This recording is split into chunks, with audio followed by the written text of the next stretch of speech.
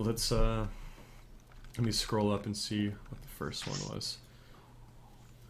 Can we expect a Fedora plus Neckbeard DLC bundle? Nope. Probably not. I don't know. Do you think we should have a Neckbeard and Fedora demo? No, I do not. That sounds like a college, like me in college DLC. Sounds awful. It does sound awful. Let's not do that.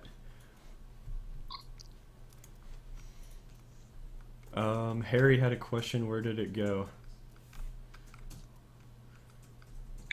Now that you've gotten this far, when you reflect on your time in school and in the game industry, can you recommend any books on the fundamentals of game design, like a theory of games book that has served you well? Connor, you already know the book. I actually don't have a book. Hold on. I'm gonna go to my library for this one. All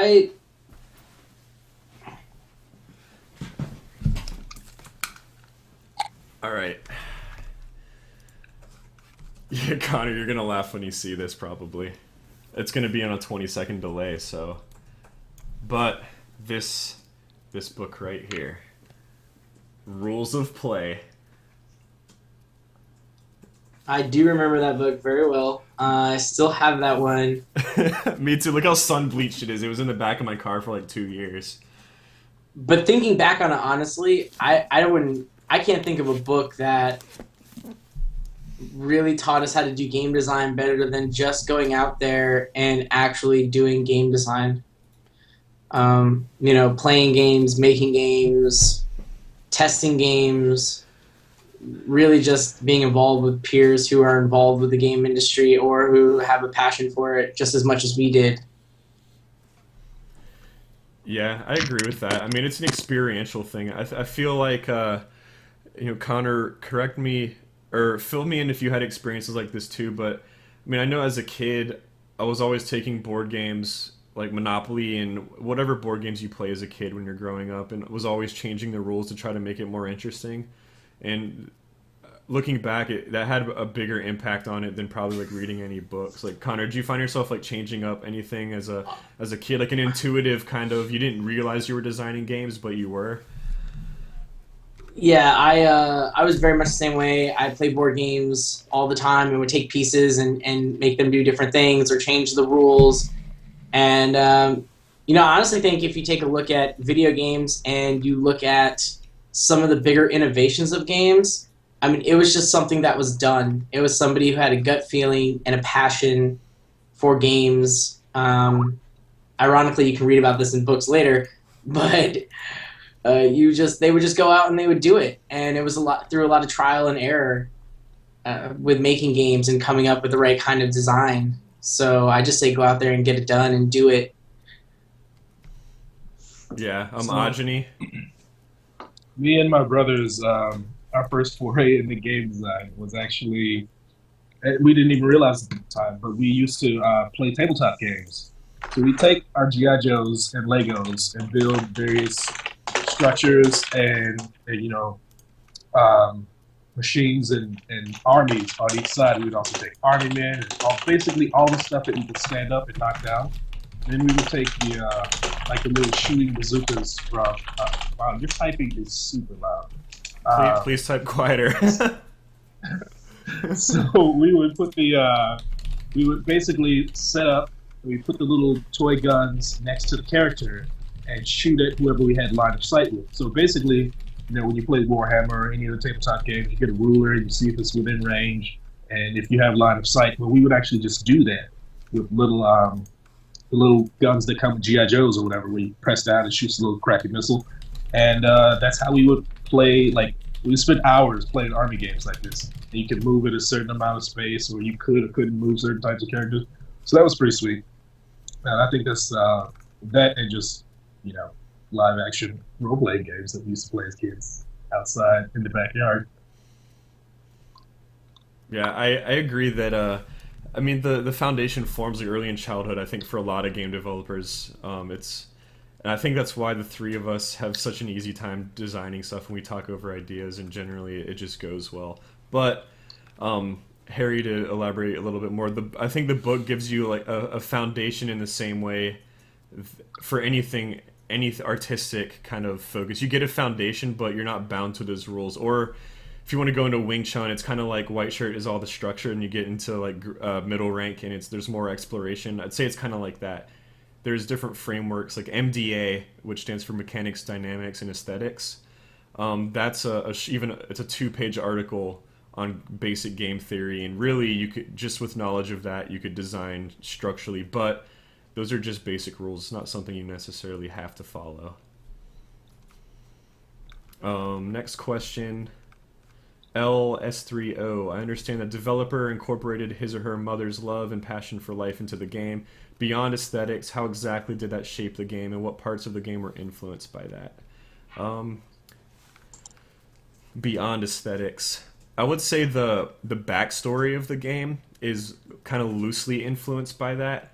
Connor did a really great job writing the backstory into something more believable and kind of based on the era and the history of that era, but putting our own spin on it and creating kind of the lore for the game and what drives the game. Who just dropped out? Oh no. Skype is not very stable. So basically, artistically, of course, there's the two split art directions. You have the section of the game, or the areas of the game by the Hanako clan that are very beautiful and nature oriented, and those areas are very symbolic of my mother. The Hanako clan stands for her, and stands for the lost loved ones that have fallen during our development of the game, which you've seen Nightbot talk about, one of our close supporters and mentors that passed a couple days ago, and he'll be commemorated as well. Probably more through art since the story's kind of already set. So basically what I told Connor is he had the understanding that, all right, the Hanako clan's symbolic of kind of life and happiness and is symbolic of my mom. And he knew that the Yamai clan is kind of the enemy. They're symbolic of disease, destruction, and there's kind of this balance of opposites, kind of like yin yang in a way. There's kind of this struggle. So you have the Yamai clan, whenever you're on maps near their territory, they're going to be very destroyed, very burned and scorched, and look like they're diseased lands in a sense. So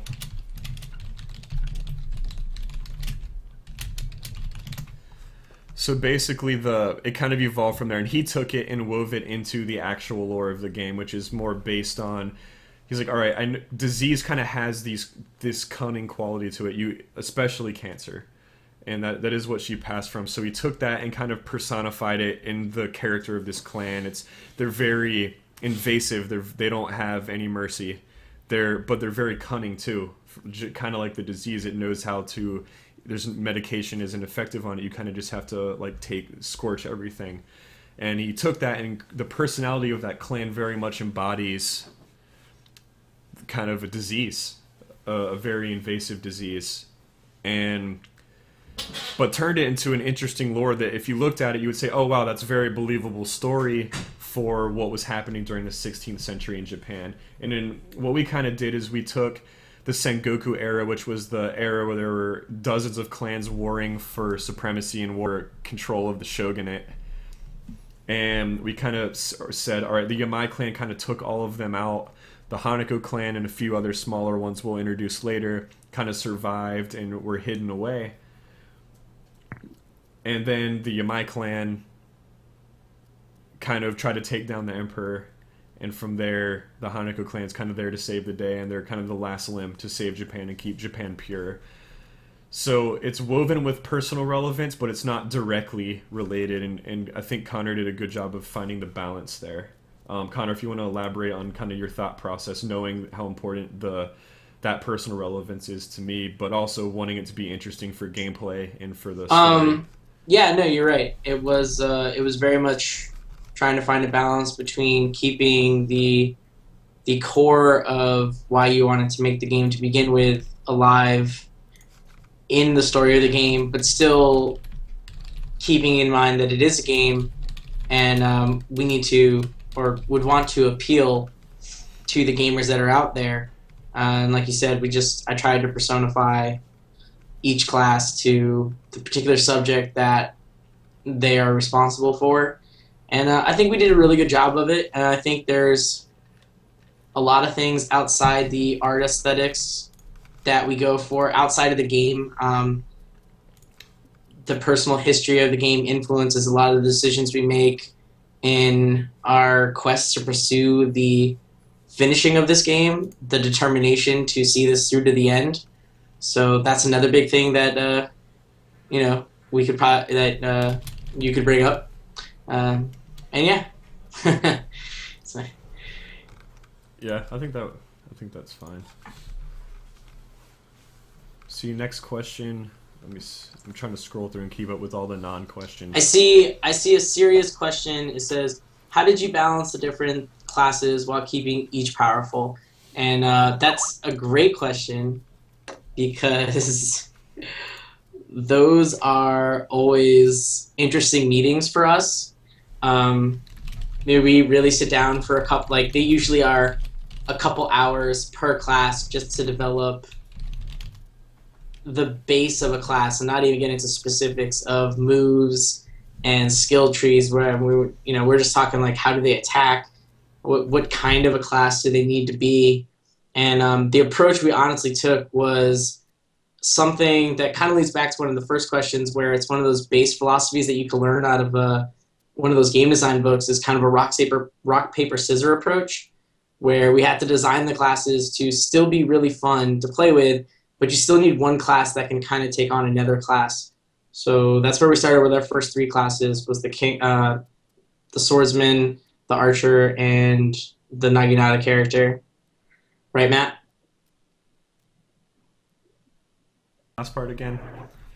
I said we started with the three basic classes for rock, paper, scissors, doing the swordsman, the archer, and like the spear user, and we had to start the base balance there.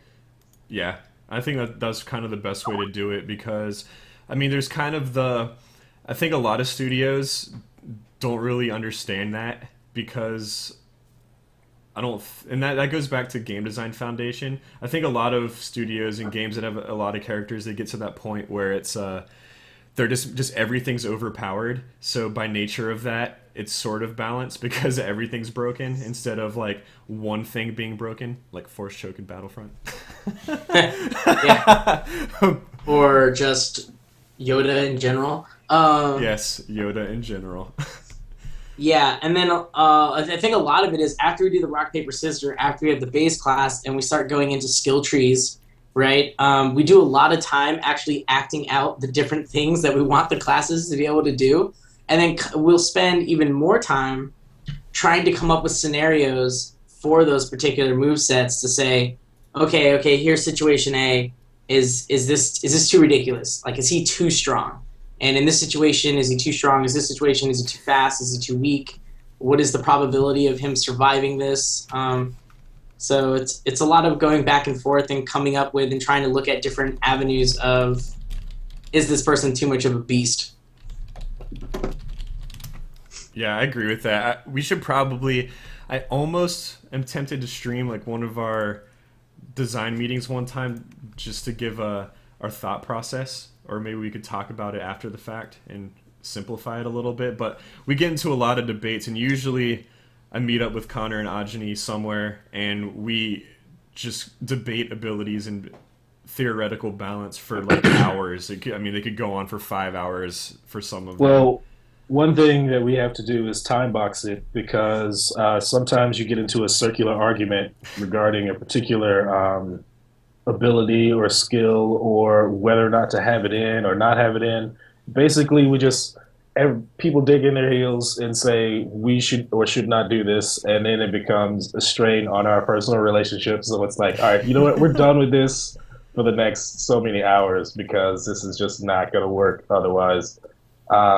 So in design meetings and things like that, there's also the part where you have to not overdo it and not spend too much time necessarily on one thing.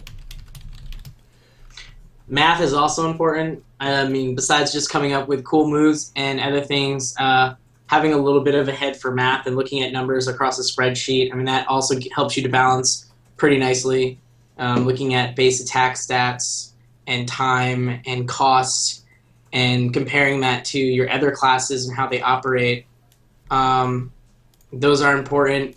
And I would also say another thing that's probably important is when you're building a class, we always give them a role. Like, I want this class to play the tank, and so we have to know immediately that this is going to be their strengths and this is going to be their weaknesses. And then when we build the next class, it's building strengths to exploit that class's weakness if they're the next one in the chain of a rock paper scissors.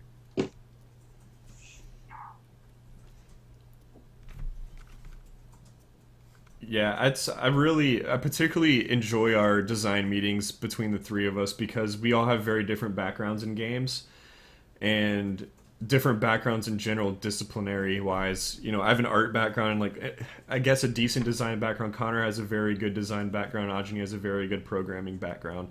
So we look at things from three different perspectives that complement each other very well. So usually we have kind of a base idea that we'll run by, and then Ajani will come in and say, "Hey, the math for this doesn't make any sense when because we're not really. I'm not thinking about that." Yeah, you're right. That's mostly Ajani, who pulls us aside, and he will always be like, "All right, well, let's break this down on a mathematical level, and really look at things." And it's important. I think it's really important. I honestly think our game is where it is because what Matt just said. We each kind of have our own backgrounds. Someone's really strong in art, somebody's a little stronger in design, and we have a really strong, well-balanced programmer who can definitely come in sometimes and be like, "Whoa, guys, let's put the heels on this real quick. Let's think about how we would actually achieve this goal and break down some other stuff." So. Yeah, because it's more than just. It's more than just numbers, and it's more than just, hey, let's have this guy do this. There are fundamental, like, you basically have to break down in all of your problems into their simplest form and approach it from a bunch of different directions instead of just like, I want him to be able to do this. It's like, well, I don't think he should be able to do that. Well, why not? Because that is like a special move. It's like, well, what's wrong with special move? What's really the problem here? You have to get down to the root of the problem, especially when we're having these 3-hour-long discussions. Sometimes you actually have to abstract out the discussion and see what the problem really is, rather than just kind of tackling what's right there in your face. I guess it's not a very clear explanation of it. It's easier to show in context, but those are some of the things. And maybe we will, like Matt said, we can show later kind of some of the weird, crazy notes that we take down and messy things that we do while we're doing character designing. Now, it's not to say that all of the characters that you design should fall into a rock, paper, scissors type of like module. There are definitely characters that always exist outside of that, even when that does exist in your game, right? And then that becomes an interesting session in and of itself.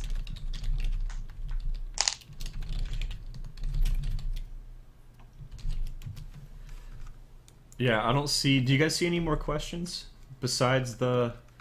These are really awesome questions. So ask more of them, peoples. We need them. I see no Moss questions. I see lots of love for Ivan, but I see no more questions. Yeah, what is Ivan's dating website or something? Exactly. You have girlfriends on here? What's up? Can you hear that, Ivan? No. Oh, they're asking if he's got girls on here. If he's got girls on here. I'm asking, is this your dating site? Basically, everybody's like, "Oh, Ivan, come dance with roses." Like, come on, Ivan, get out of here with that. Yeah, Please. Ivan, are you using our Twitch channel as a singles bar? Please, if you're gonna show up on any creature, it should be an Ashira Torah that has thunder clapping out of its wings through the skies. We all know this. And there's a hashtag Team Ivan already. Oh, Ivan. All right, Ivan, we'll go get us those green light votes. Yeah, Yeah, shake Ivan. those salsa hips with the rose in your mouth. Get us some Exactly. of them green light votes. I want a YouTube video of you dancing with Whoa, whoa, an whoa. eagle We and may need one. I roses. wouldn't say I want one, but if one happens to arise and it does as well, then all right, we'll take it. Ivan, are you seeing this chat? I'm serious. You probably should. Basically, you've been volunteered to essentially use your salsa and eagle whatever wrangling abilities Yeah. to basically Date auction time. Yeah, you have to seduce us greenlight votes, and there's actually going to be a Kickstarter auction for your dates to raise Um, money for our game. so we have a new question about including the Omnioji. I think I can't remember how to say it right, but I hear it in anime all the time. And we don't have a class that is particularly all right, Ivan, a Japanese magician, but we do have some cool stuff that would go kind of like a cousin to that class that we're planning for, but I don't think anything straight Short Japanese answer magician. is no. We're not gonna have magic in there, but there may be something that Well, touches it, on. it doesn't have to be magic. He could be a master of illusions, smoke bombs, you know. Okay, that's still magic, bro. No, no, just leave it alone. We can't have the Chris Angel in there. What he spawns a green screen behind him and then starts floating on wires and you can't see him. Exactly. Um, Exactly. So actually, let's say, because well, Harry, we kind of decided a while ago. It's like, hey, we want to keep magic out of our game in a sense of one of the first things that says like I don't ever want Hadoukens in our game ever. We want to keep the fantasy influence like very subtle. We're doing it a little bit in the environments and doing a little exaggerations with some of the things. If you've seen the bridge that I'm working on, that area is kind of fantasy-ish in its appearance. But as far as gameplay goes, we're kind of looking for a balance of we're not straying too far from realistic to where we're gonna have like Dragon Ball Z dudes in the sky like shooting fireballs and going Super Saiyan for 5 years. But Matt doesn't like anime. I don't hate it. I just haven't found any that I'm like, oh yeah, this is awesome. I'm gonna watch this. You did recommend some good ones, Connor, that I'm still gonna have to watch at some point. That's right. We can come over here, watch them, grab some beers. Yes. I do want to do something though, just for fun. Connor and Ajani, if you, let's say the Omnioji, let's say we were gonna do him, and just to give them an idea of how we would start discussions, we could do a little mock design segment for a couple minutes. All right, that's fine. So I'm gonna approach this like I did for one of our other classes. If we were gonna do the Omnioji, I would look at that class as being built out either again as kind of like a support or a debuff class, being able to use a lot of magic stuff to trip up opponents, buff your guys, debuff the other guys. So I would throw in that he would probably have lighter armor and a larger amount of Kai than our base characters do, so a little bit over 100, possibly over the amount that we use for the archer, but less than what you were planning for some other stuff. So the way that that we're kind of starting the conversation out is how their stats should stack up against each other. And so whenever Connor goes straight into numbers, I say, how long should you expect a Omnioji to go toe to toe with each character? So how long should that fight last total? And who should have the advantage in the beginning? So let's say a fight should only last 15 seconds at the most from engagement all the way through. It's like, well, how much damage does the Omnioji have to do in order to kill each of the characters in 15 seconds? And how much damage can they take before they die in however long? Is there a distance that we assume that they're doing damage while the other guy isn't, while they're close in range? So, for example, a Kenshi right next to an Omnioji is probably just going to murk him, just hands down, few swipes, he's going to die. So let's say, how many hits should they be able to take directly from a Kenshi before they die? And then you can start there with your base armor and stats and say, all right, if they should be able to take 3 hits from a Kenshi, and a Kenshi does 20 damage per hit, then they should only have 60 hit points. If that seems a little low, or we should include specials in the amount of damage that's being taken, we can bump that up to, say, 80. And they can either take 3 direct hits, or 4 direct hits without, using any special. Kind of like starting from there instead of going necessarily directly into the math or something like that. So that's one of the processes that sometimes we use, sometimes we just dive right in. So moving forward and actually going into the design rather than just explaining it. I actually have no idea what kind of weapon that I would imagine in his hands. If he was an actual magic user, shoot, I would kind of want to go with some weird weapon, possibly a more defensive weapon than offensive weapon. Stuff that he could use to just knock people back or get away from people so he can go perform whatever it is he needs to. Yeah, I almost feel like, yeah, you'd either have like just some elemental something just kind of like swirling around. If we were going like the full fantasy route, just playing ball with the idea, but yeah, I agree with kind of a defensive looking weapon. It's obvious it's not something you're gonna go up and like point blank somebody. Yeah, so because a lot of our characters are always built around obviously being confrontational. So playing with the idea of a character right now that is very non-confrontational and just using a weapon to get people away from them so they can do confrontational attacks through the skill tree is actually kind of a flip on what we have right now, which should be very interesting. Interesting. Yes, indeed. So, Anyways. yeah. So like basically once we come up with usually we know the basic weapon is that usually determines the class in a lot of ways. Like the Naginata guy, we knew we're gonna have a guy with the Naginata, so that already determines some things. But if we were gonna go with a defensive weapon of a sort, we would talk about next. So I'm not gonna go through all of it, but basically we would decide what the directional attacks are gonna be, what his alternate stance is, because every class you can switch to either a heavier stance or an alternate stance that gives you some set of advantage and disadvantages that are different from your default stance. Then we probably go into the skill tree after we get base numbers. Like, all right, we want this guy to be a little bit faster than the other guys. What should his health be? For the magic user, obviously he'd be very low armor and low health. Like that makes sense, right? Sorry, say that again.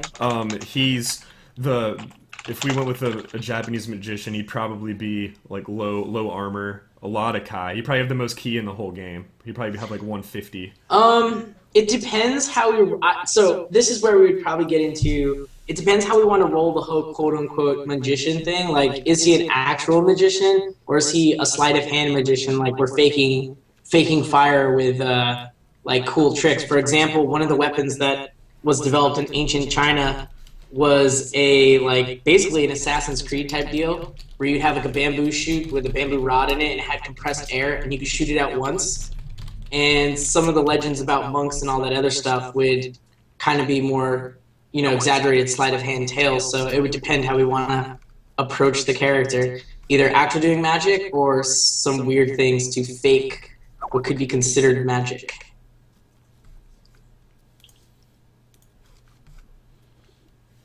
I'm actually down for the second one. I think that'd be kind of cool to do a lot of fake contraptions on them that fake quote-unquote magic.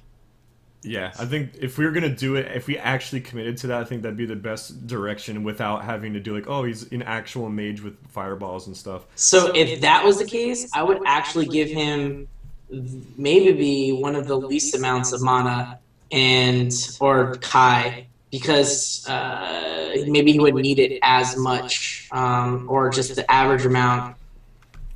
Oh, this would be such an interesting character, because if he had a more defensive weapon, then he wouldn't need as much armor if the weapon was done appropriately, but he would still need a decent amount of Kai, enough to probably run away, kind of like the archer does right now, where he can run, kite, he can kite people.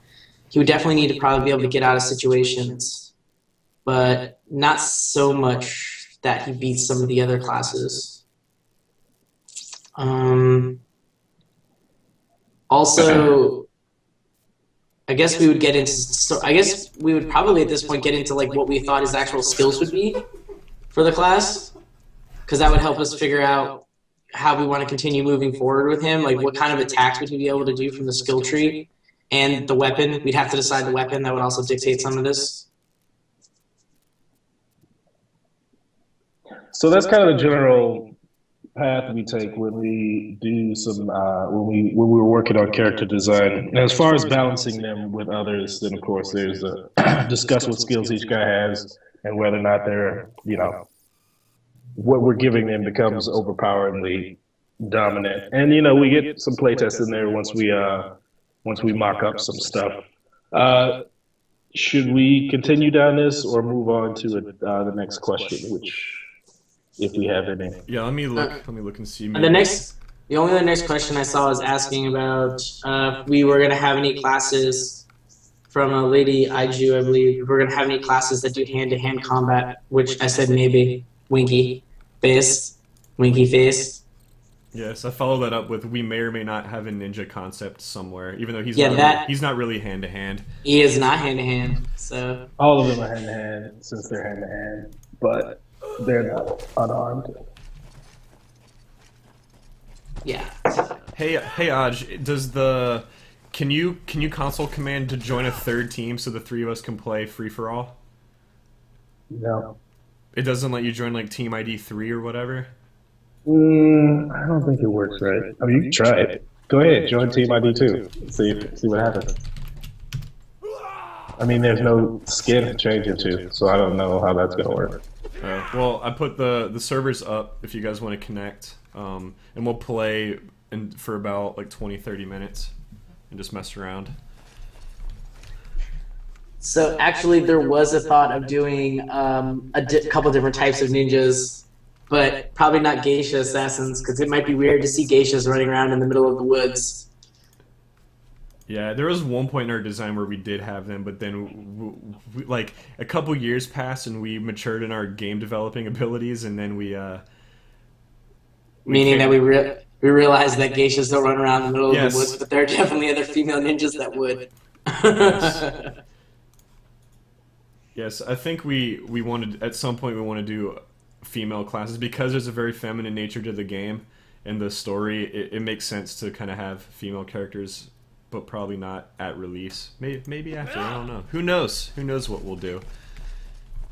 Rule the world. Do. Jinzi, we're on a dev build, not a demo build. So unfortunately, I don't think you have this one. We could launch one of the demo builds. I don't think Connor or Ajani have demo 5 though. Yeah, I do. You do have demo 5? I was in there for like almost all the filming. How dare you? How dare you, sir? Aj, do you How dare you not send me demo 5 is what I want to know. How you dare, sir? Forgetting him aside, how dare you forget me? It would probably be better. I'm gonna launch. You know what you should show them, Matt? What? That amazing picture that Irene just got done doing. In case nobody's seen it yet, maybe they're just here on the stream and they've yet to see that amazing piece of artwork that Irene has finished for us. All right. It's on the Facebook page, isn't it? Maybe they didn't get here through Facebook, sir. Maybe they just come for a regular stream. Yeah, well, I already had it open in a folder, and they could see the little thumbnails anyway. So here's the full screen of our. This is basically kind of our box art and brand image. So once we launch Greenlight, it'll be like the first thing you see, and on the top of our Kickstarter, or when you see the Kickstarter and kind of the grid view with all the other campaigns, you'll see this image. It's also the cover photo for our Facebook page. If you want to check that out. Facebook.com/HanakoSoul with Samurai, all one word. Wait for it. I'm going to post the link in chat. And boom. Wait, did you exit the dev build? Yeah, I'm going to launch Demo 5. So, I just got in here. Sorry, I'm going to launch the Demo 5. So, Aj, I don't know if you'd be able to download this in like a reasonable 20 minutes. I can't even have this Twitch run without crashing. I mean, lagging out. So no. Piece of crap hotel internet. Oh Yeah, man, yeah, it looks Stupid Northwest with a blizzard. Look at that. Look at that. I know you got that blizzard. That's hilarious. Look at that armor. Ah, she did such a good job with that armor texture.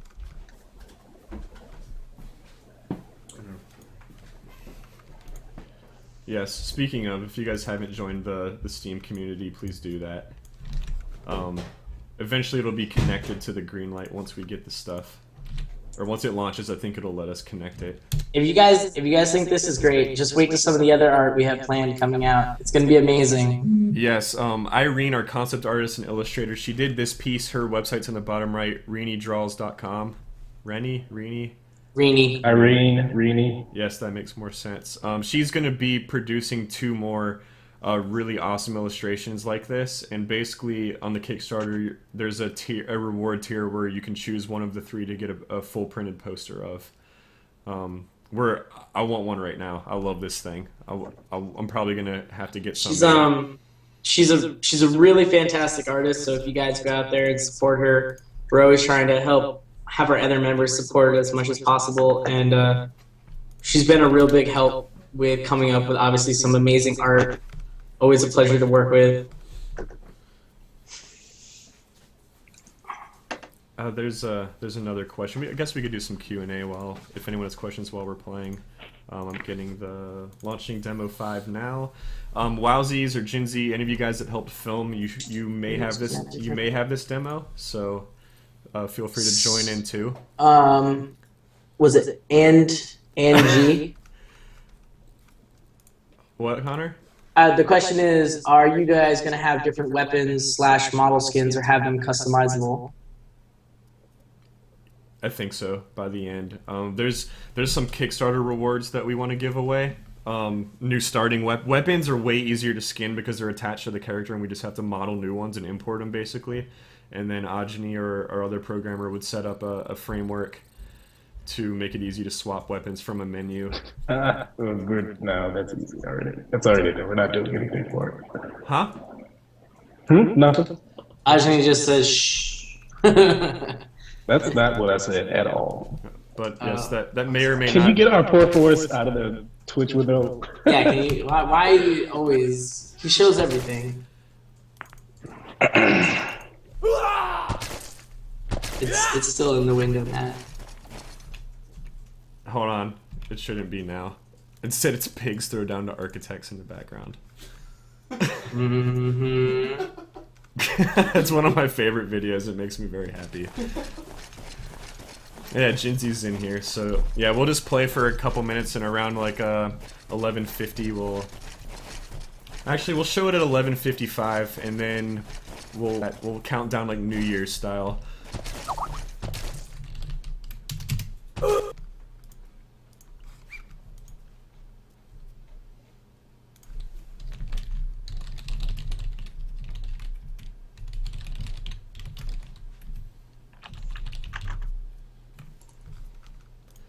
Swite, yes, it should be.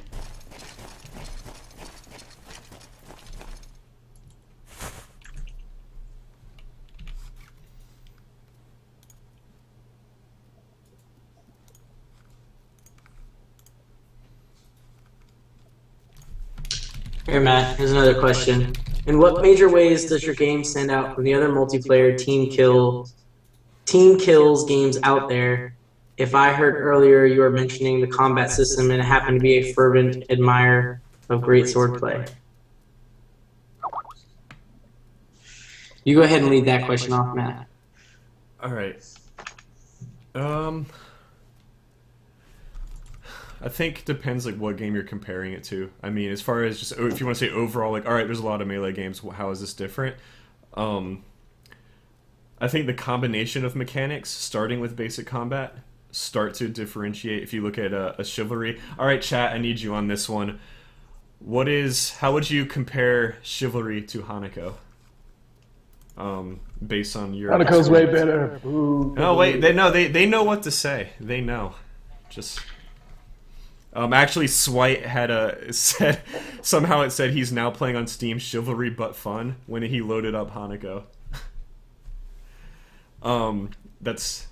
That's a stream meme that So I think I think one of the ways that we're trying to stand out from other multiplayer team kills games out there is, well, one, we're not doing all team kill deathmatch style matches. We definitely have some other types of gameplay modes. The second thing is some of the aesthetics that we're going for in the art and in the style that you play is to not primarily focus just on running around and killing all the other players. There are definitely things that we're trying to put in there to have you sit back and look at and enjoy and consider.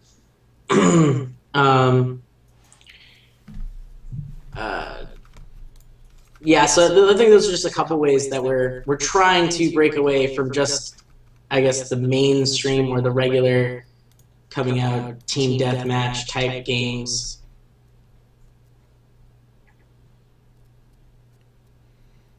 Yeah, I agree with that. I mean, we're drawing from kind of taking influence from a couple of combat systems that we've looked at and researched. Like, all right, we think this works, but we can improve on it in this way. And then also bringing in the skill tree and the abilities, so you're not bound to just basic combat. It's not just run up and click your mouse a bunch of times. Actually, I picked up the new Samurai Warriors game the other day. I don't know why, because they haven't changed their gameplay for any of them really. And I got bored after 5 minutes because all I was doing was just like pressing X and triangle over and over. And that's something we wanted to avoid in this game, was going up and just clicking. We wanted you to have to plan your moves, and games like Jedi Academy and Battlefront, and to an extent Chivalry and Mountain Blade, but I feel like their combat's too slow. So we're looking for this magic balance, which we've said for a lot of different areas of our game, right? Yeah, so, and in some ways, we're not going to be very different at all, right? Because sometimes if it's not broke, don't fix it.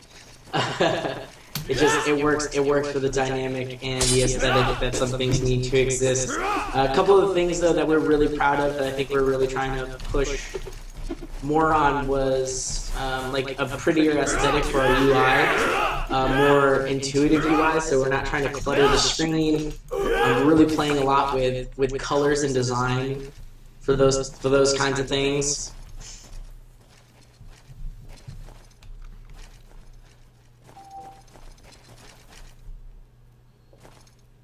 Two questions. Let's see, coming in. Single player, Nelson. We've been talking about some single player-esque type things. It actually looked like a comment. Also, single player continued from. Oh, okay. Okay, I see. Yeah. Winky face is my response to single player. The next question is, if this booms, and it will you make a trip to Japan? I know Connor. The three of us have discussed it in depth because I've wanted to since it became a thing. I was like, when this ships, if it does well, we have to go. Of course, we'd want to, but as it is, everyone has responsibilities outside of this game, so that is always a factor. Some of us have families, and of course, a lot of the time we'll be making sure that this game is running as best it can for the first year or so, and keeping up with that. So we'd really all like to, but there's a lot of factors depending on that. Yeah, it's one of those, like, I really want to, regardless of how the game does, just personally, but it would be great to experience the areas that we're representing as a team, if we could, but at least the three of us going there. It's one of those trips that if we're going, I'm making sure that I have a bunch of money to go up and down and have fun. I'm not going and being like, oh man, I only got like $100 American to last for a week. Get that. Yeah, we're gonna have to climb Mount Yari though. Yeah, all right. I'll spend the whole day. I'll spend the whole day doing that. There are hiking trails. It takes about a whole day if you start at like 7 or 8 in the morning, but you can get up there and back. So, I am down. I'd say this. We actually did look at Blade Symphony at one point as one of the games that's out there that does some unique gameplay. Ajani, our main programmer, who's also talking with us, he spent quite a bit of time playing around with that game. I'm sure he has a couple of comments or thoughts on that. On which one? Blade Symphony, the one where you can do like 3 different fighting styles per blade. It was the Steam beta I showed you a while ago. I didn't play a whole lot of that. I just gave it a try. It's basically a two-player duel in an arena, a very limited area to travel around in.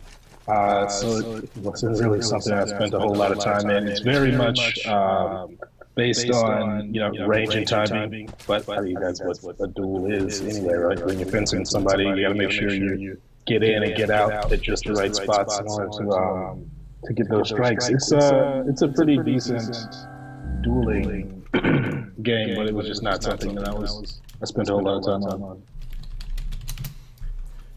Yeah, I remember Connor suggested it, and I picked it up on stream or on Steam, not stream, and played around with it for a few nights. And I think it's a pretty good combat system. I think it's probably the second best combat system I've seen besides the lightsaber fighting and Jedi Knight series.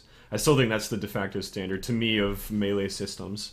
I think has the best balance of control and fluidity. But Blade Symphony was very, very close. And I would say our game feels very different from Blade Symphony. I can't necessarily, I haven't played it in such a long time. I can't compare it accurately right this second, but I'd like to say Blade Symphony was a little bit slower and more exaggerated. There, the wall runs and the kind of different fighting styles, and it kind of had like the Cyber Ninja thing going for it, which I think is. Are you talking about Blade Symphony or Frame? Yeah, I believe Blade Symphony. Let me make sure that's the game I'm thinking of. Let me look at my Steam library, because there's only one Blade something that if we're thinking about the same. No, you're thinking of a different game, Matthew. They didn't have they didn't have a Cyber Ninja thing going on. Blade Symphony. Well, no, there is a Cyber Ninja thing going on with Blade Symphony. Yeah, that's the one. Is it? I thought you were talking about the kind of MMO, Warframes. Warframes. They have a lot of ninja cyber stuff. No, okay, yeah. So we actually went through a number of different blade-based combat games when we were maybe about a year ago, looking through various stuff, and I do recall Blade Symphony was the one that's more focused on the dueling, or at least when I was playing it. I don't recall wall runs. Like I said, I didn't play it that much. But it like you mentioned, was that LS3? I don't know how you were supposed to say that. But Blade Symphony is a game that is very much about swordplay and that one-on-one combat. Whereas ours, you'll definitely be able to get into one-on-one combat situations, especially if you kind of pull one person to the side just in the course of combat and always end up in the same spot. You can totally get a dueling area going on without even having to do the chat. But there's going to be a lot of... So where Blade Symphony is simple in that you only have one enemy to worry about. I mean, you've got archers coming at you. You've got other melee characters coming in and out. You've got to manage your resources in your key, moving around. You can run off of your heal once you've gotten done with a fight and things like that. So.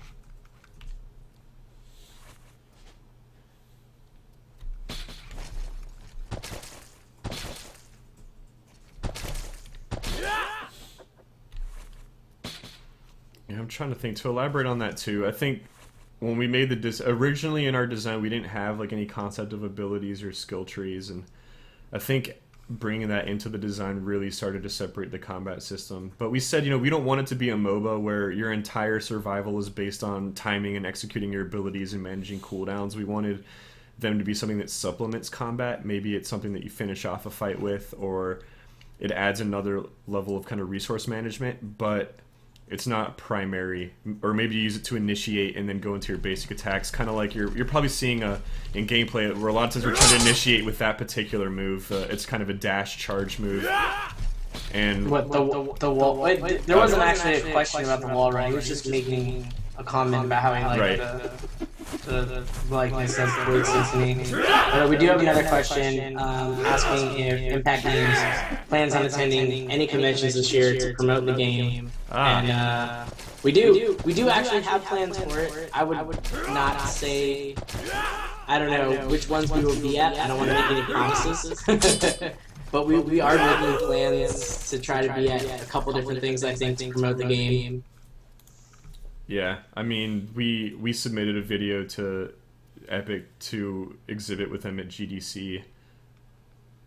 So we're kind of just waiting on an answer from them. Hopefully we hear something in the next they said they're wrapping up right at the beginning of February, so hopefully we have something in the next week, but that's up in the air because they want a lot of single player games where they can show like 8 games at 8 stations instead of like one game taking up a couple for multiplayer. So there's some requirements that we would have to design specifically for that, which we're not opposed to doing because we really want to go. I think it would be really important, especially with our Kickstarter coming up and the green light launch. I think it would be really good timing if we can get in there at the beginning of March.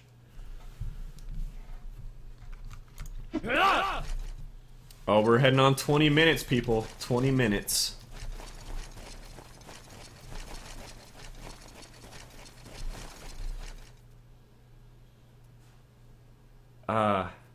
LS3, you have excellent questions. Okay,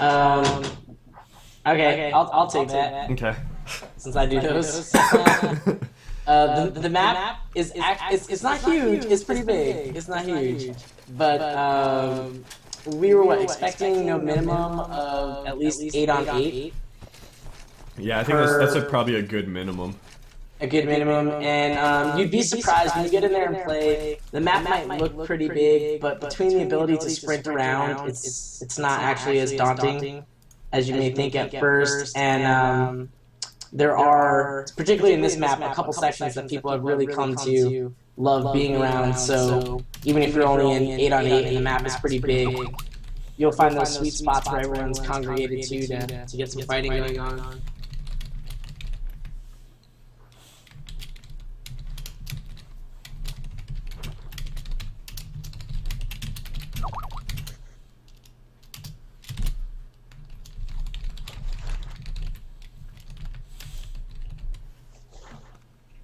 On an ideal note, it would be awesome if every map always had like 12 versus 12 or 16 versus 16 to really get you that full feel of just a massive battle going on with tons of people everywhere, metal and arrows and who knows what else, just all over the battlefield.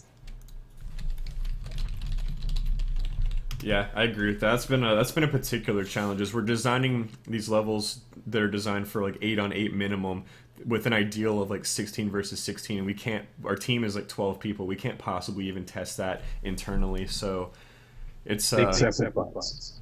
Yeah, except with bots. And as we've all learned from every science fiction film, you can't trust any sort of bots because they will murk you, even in your own video. God, I'm fixing it so you don't die so much because you suck against my bots. Connor, you're. All right, so I have already had the idea that I would love to have things like tunnels, hidey hole. Well, not so much hidey holes.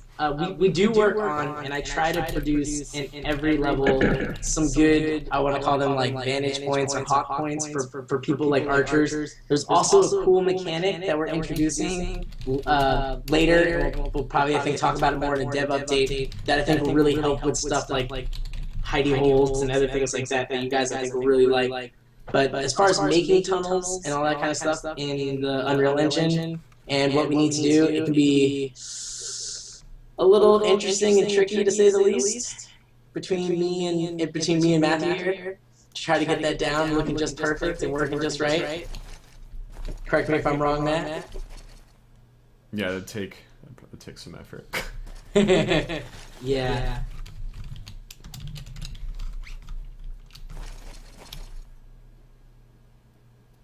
It's tunnels and game, and with like the way landscape works, you can cut holes, but then you have to basically like mesh it in. It would be a lot of work.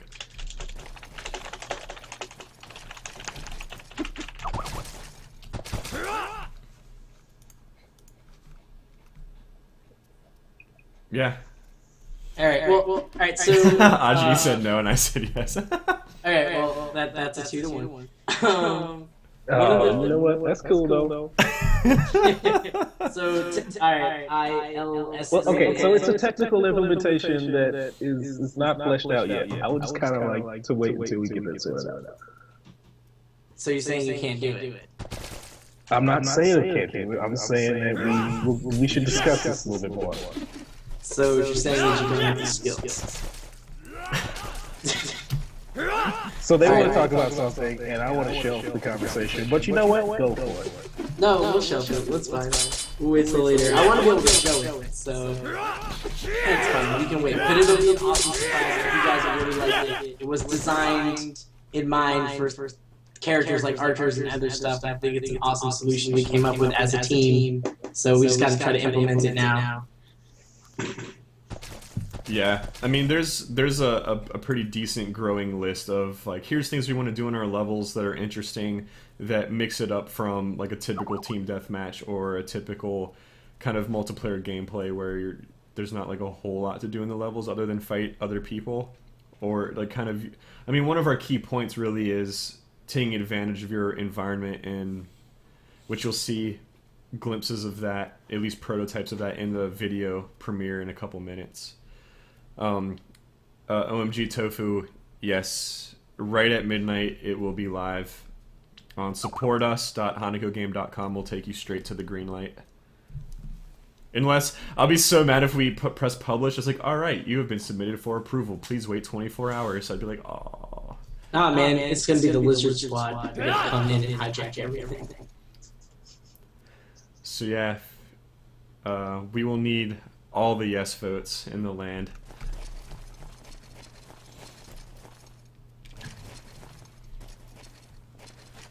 So, fun fact, Connor and Ajani, OMG Tofu is actually a friend from high school. He actually introduced me to Jedi Knight 2 and PC gaming all together. I didn't play PC games at all, really, until he introduced me to Counter-Strike, and then he's like, hey, you should play Jedi Knight 2.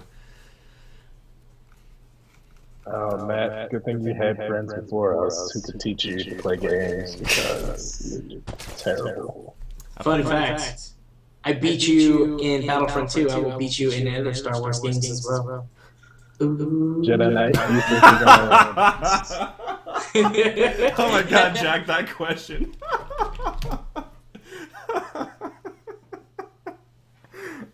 That's such a great Last Samurai reference. He's like, will there be a penalty for too many mind? Do you guys get that reference? That's cute. Nope. There's a scene where the dude, for some reason, he knows English, and he's talking to Tom Cruise, and he's like, and Tom Cruise is getting his butt kicked by the other samurai dude, and he's like, no, too many mind, no mind. He tells him like no mind, and then he like closes his eyes, and it has this little slow motion montage of him seeing the fight happen, and yeah, and then he ties with the samurai instead of getting his. I put Last Samurai. I did the same thing with Last Samurai that I did with 47 Ronin. I forgot I ever saw it.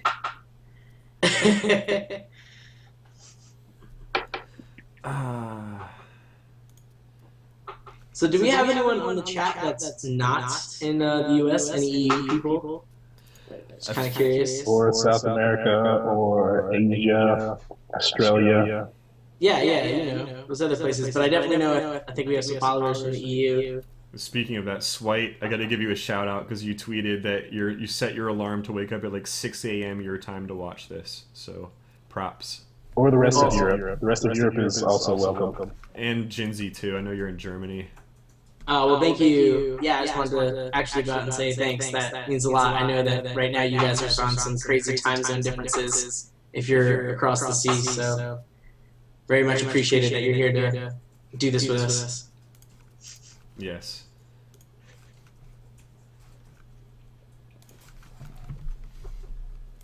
Well, thank you, Spite. And yes, I am special. They've told me so. Oh. The comments. Alright, so I guess any last minute questions? We got a couple minutes left. Yeah, we got about, at like 11:55, I'll show the video a time or two. And, yeah, and then share the crap out of it. And, if you guys want to know any dirty secrets about the other team members, feel free to ask. I'll be happy to exploit them on the stream. Can't go away. Be on the internet forever.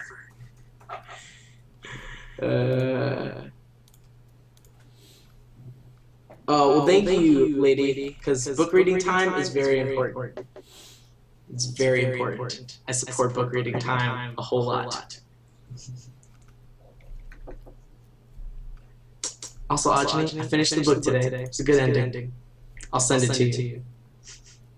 Okay.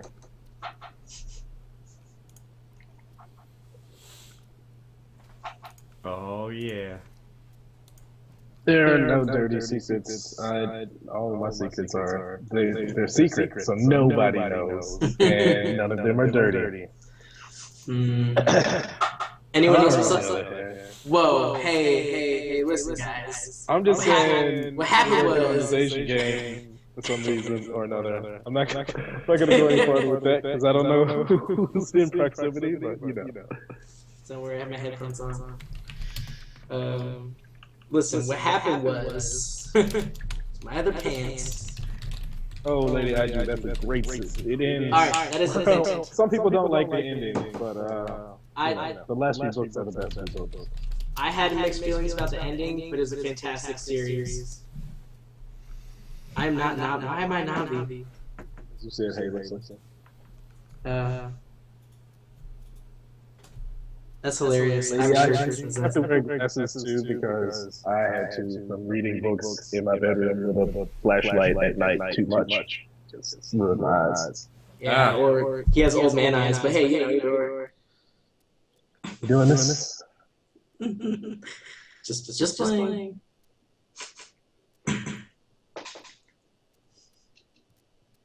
You don't want me to bring up your dirty secrets while you talk about old man stuff, do you? McCarthy. Once you get done with Wheel of Time, you should totally check out Iron Druid if you haven't read that series yet. It's a good series.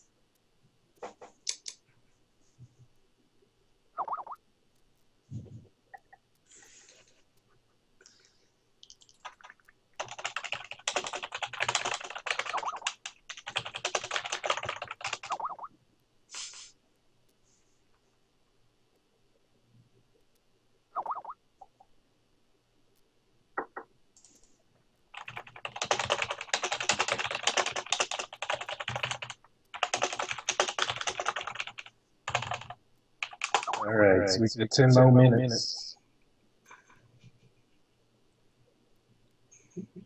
Preparatory adult beverage for after midnight or right at midnight, New Year style. Oh, we're supposed to wait on that? Yep. Dang, Ivan. What did Ivan just? I don't know. I heard it was a lot of heavy laughing over there, like behind your shoulder style laughing. Yeah. Well, yeah. So when you guys see the trailer in a couple minutes, a lot of you guys in chat, Swite helped film it. Connor was in there for most of the shoots.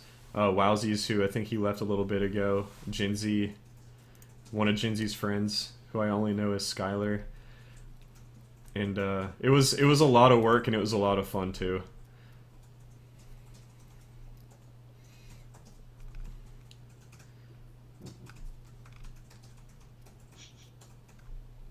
And yes, my dog works on my computer. He takes over dev duties while I'm away from keyboard momentarily. Almost always, actually. I'm imagining if this channel grows to the point where there's like hundreds of viewers and then Bernie becomes an internet sensation. So you're like, go away, Matt. We want your dog on screen. And He's the next grumpy cat. Yeah, he is like Happy Dog instead or something. Or like when we get custom. There used to be a guy that came in here that used to post Yorkie emojis like all the time. And it looked exactly like my dog.